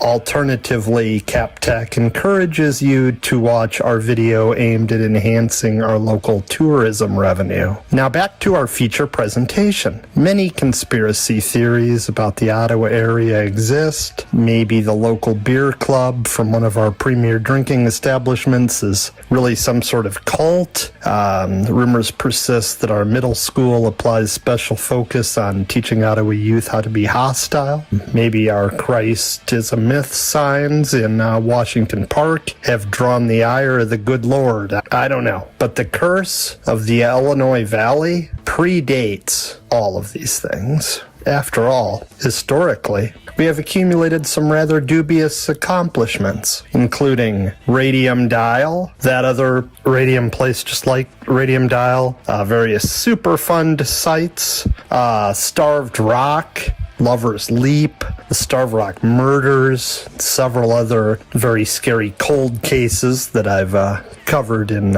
previous Kapp Tech documentaries. I mean, do you guys realize there's now a guy in front of our local movie theater and he keeps staring at me whenever I drive by? And it appears to me from the look in his eyes that he knows the end is near. Now, it's my pleasure to hand this off to my older, wiser, and at times even crankier father. So welcome, Dad, to the show, and we'll hand it off to you. All right, fine, son. Here's the top 6.135 ways Ottawa, Illinois will most assuredly meet its untimely demise in no particular order. Some of these may scare all of you more than others, but I implore you to watch the entire list. And if you care enough about this stupid list that my son's making me read, please comment with whichever one, frightens you the most here. All right, starting the list Now this one's only worth exactly 0.1350, not a full,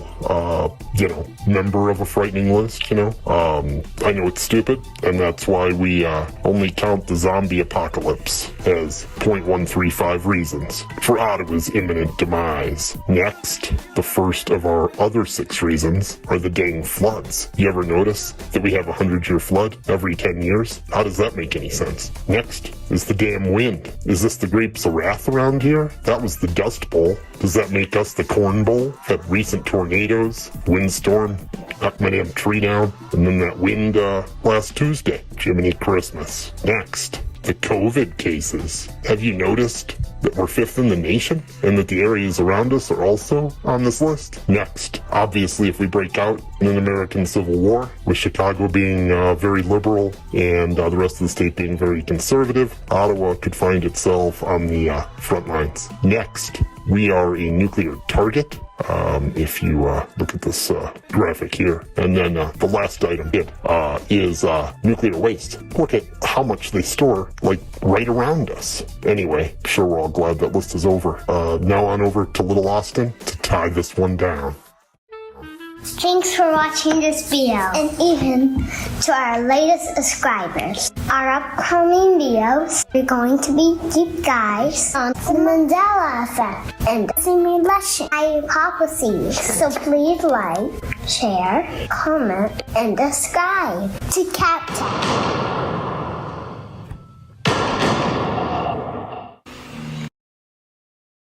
Hi and welcome back to Kapp Tech. It's quite a different world than it was the last time we were able to get together.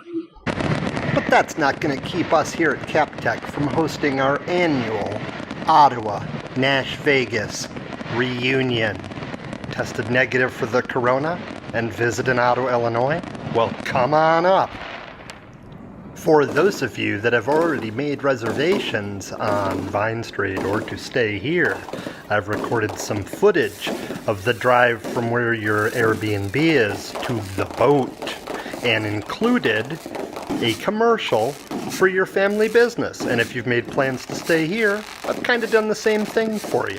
So enjoy this video after these messages.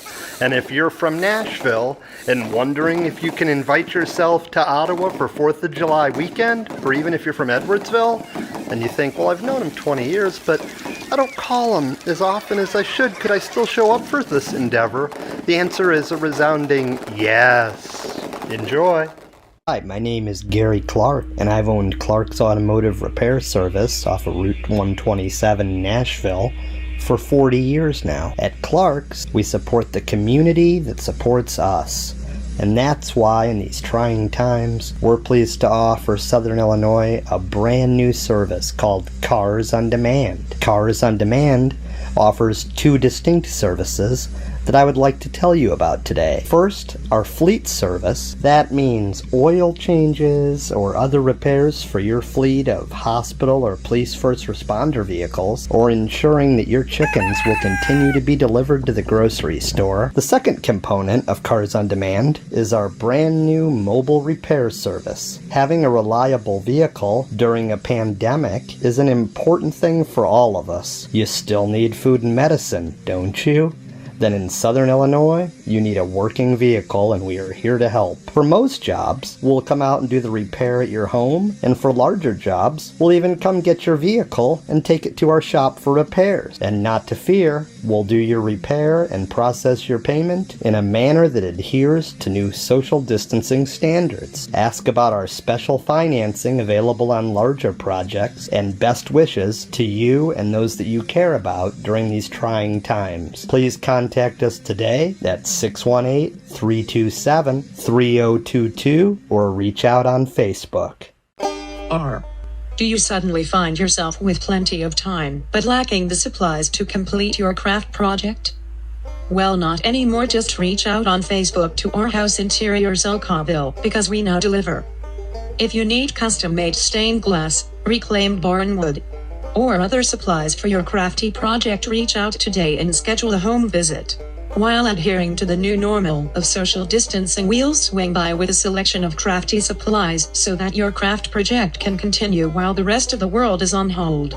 Pay as little as half down now and we'll send you a no interest invoice for the balance due after you go back to work and life returns to normal. From our house to yours, we wish you good health during these unprecedented times.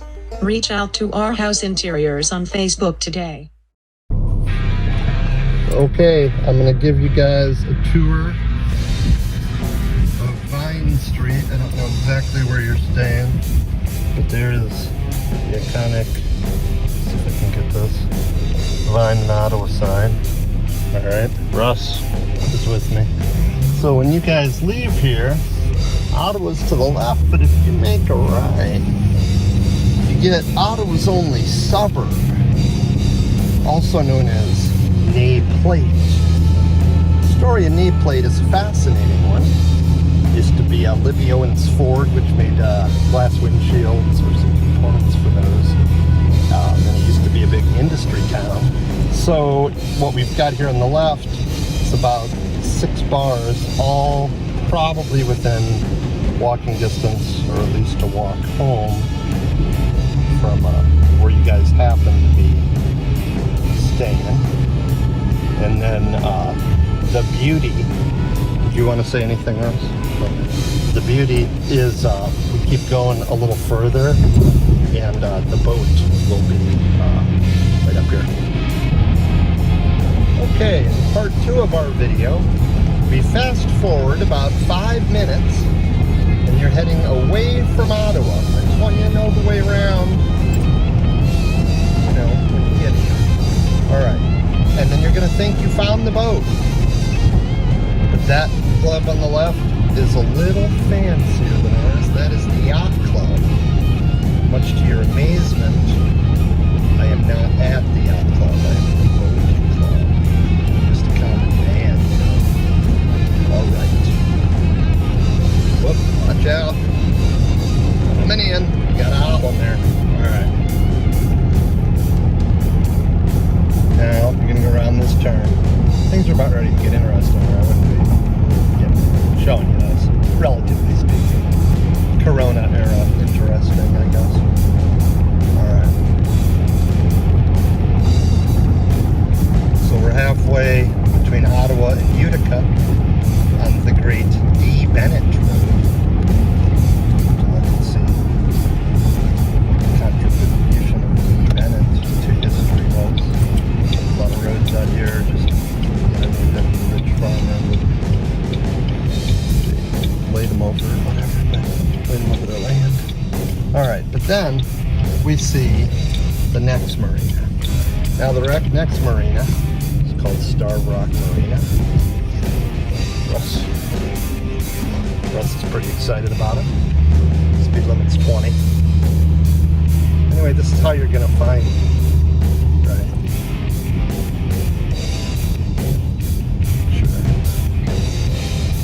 Probably be asked by some of my boat neighbors while I was filming, but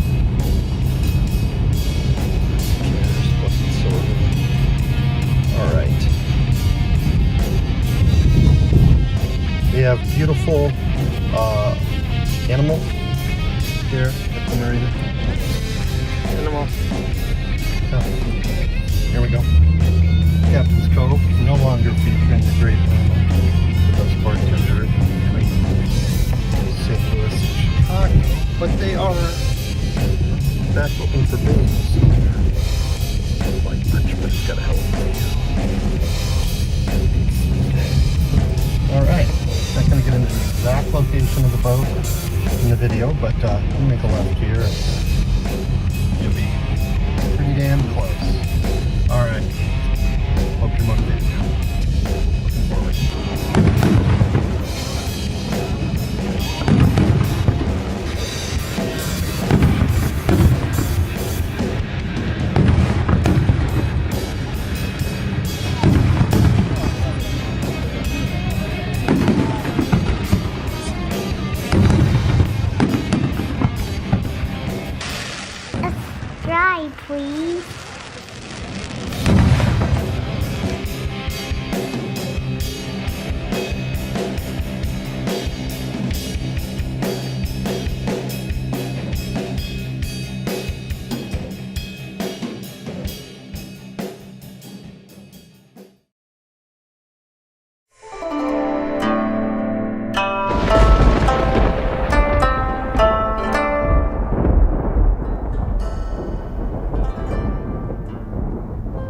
people say, Cap, are you going to make a video about the virtual Riverfest?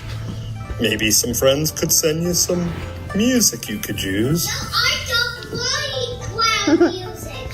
I like soft music. Well then, you are not invited to the virtual Riverfest. Stay tuned.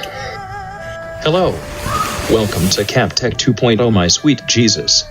After producing a plethora of videos in favor of Ottawa, Illinois reinstalling our hometown beer fest known as the River Festival or the Taste of Ottawa, a grassroots movement was really starting to take hold around the Illinois Valley in early 2020 until COVID-19, social distancing, economic peril, racial strife, and torrential storms combined to deny the Ottawa people of their beloved River Festival yet again.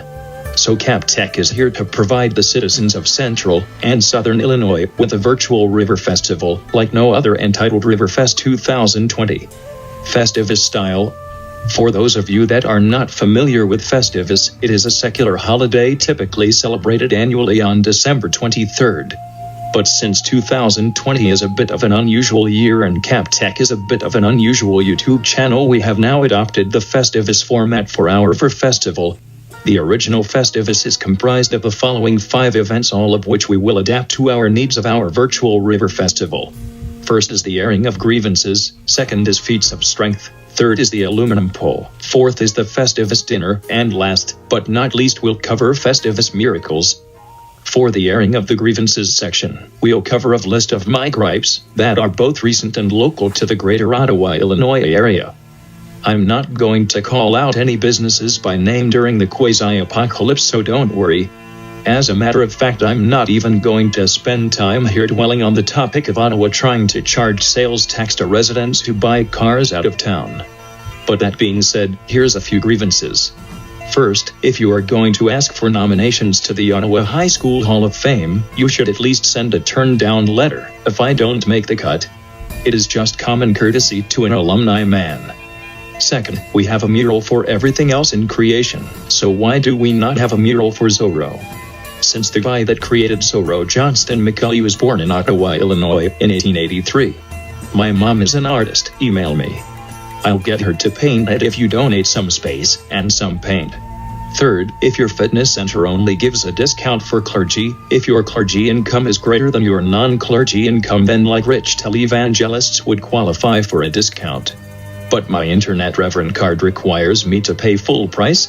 That doesn't exactly seem like a policy that's helping the right people, does it? Anyway, given the circumstances, I'm pretty grateful these days, really, so that's enough on grievances. Our next section is entitled Feats of Strength. No need to expand too much on this section really, because just being alive in 2020 is a feat of strength. Having said that though, I'd like to dedicate this video to 2 of my favorite musicians that didn't escape 2020 alive, Bill Withers and John Prine. Cheers to you both. The third section is the aluminum pole. This involves decorating your Festivus celebration with a nondescript aluminum pole, similar to a Christmas tree in December. But that doesn't sound like very much fun to do virtually. But luckily beer cans are extremely likely to be made of aluminum, so in accordance with River Festival and with Festivus tradition, I do encourage you to drink an aluminum can of beer at this time. Our fourth section is Festivus dinner.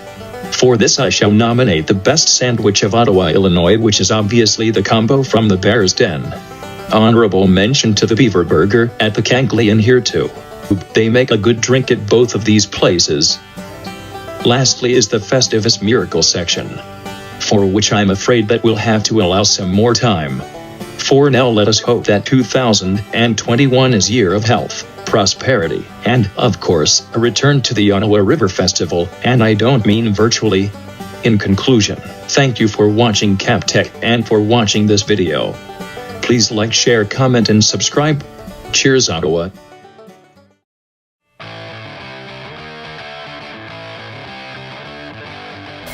Hi, I'm a YouTube star, and today I'm gonna be a YouTube star.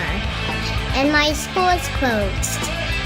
And now we need to play with my people. Hi, hi, hi, Are you ever going to tell them to subscribe to Kapp Tech? Subscribe to Kapp Tech.